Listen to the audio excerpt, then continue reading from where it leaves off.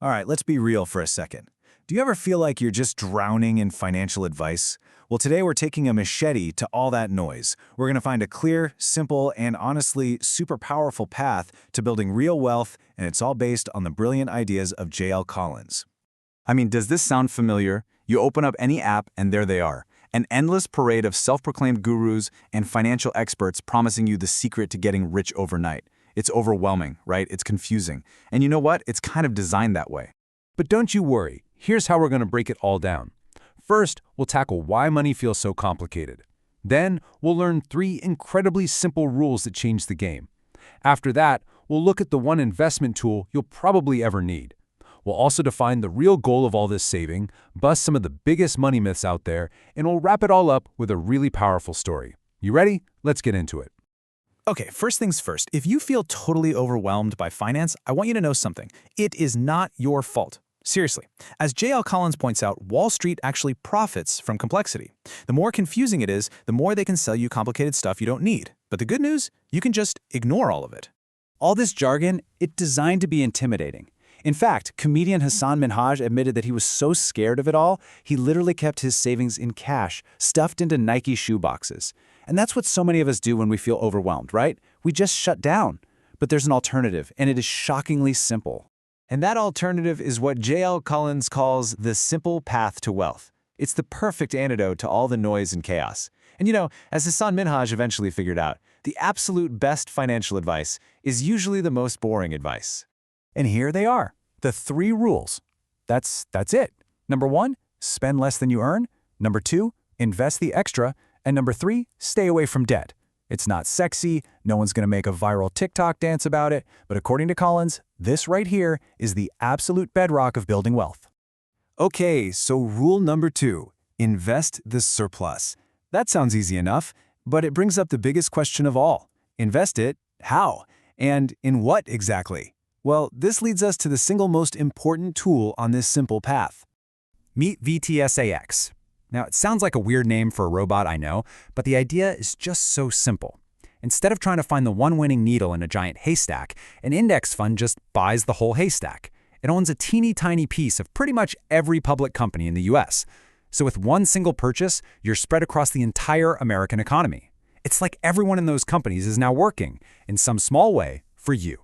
And what's the power of just owning the whole market? Well, it's kind of mind-blowing.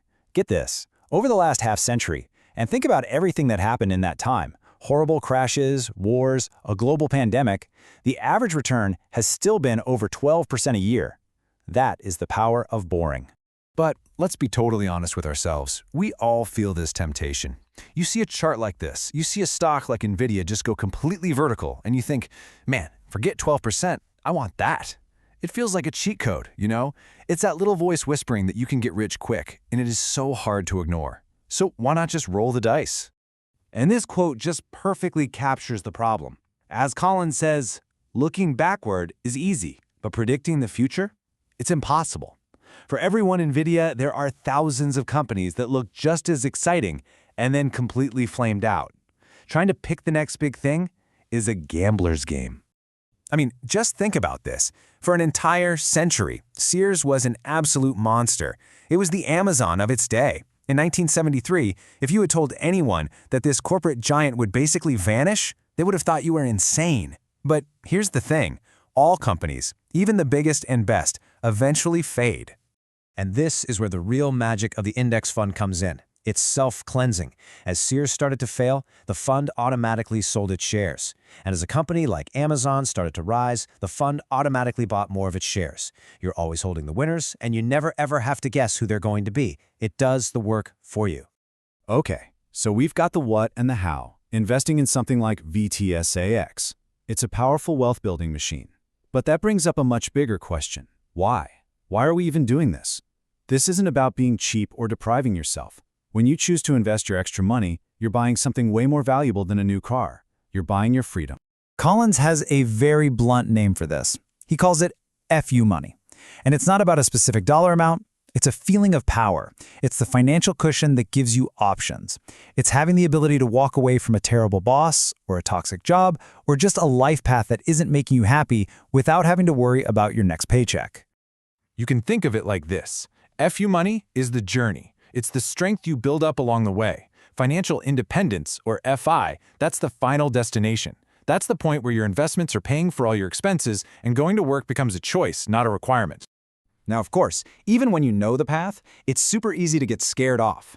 Our brains are full of these mental roadblocks, these common fears and myths that just stop us in our tracks. So let's go ahead and smash a few of the biggest ones right now.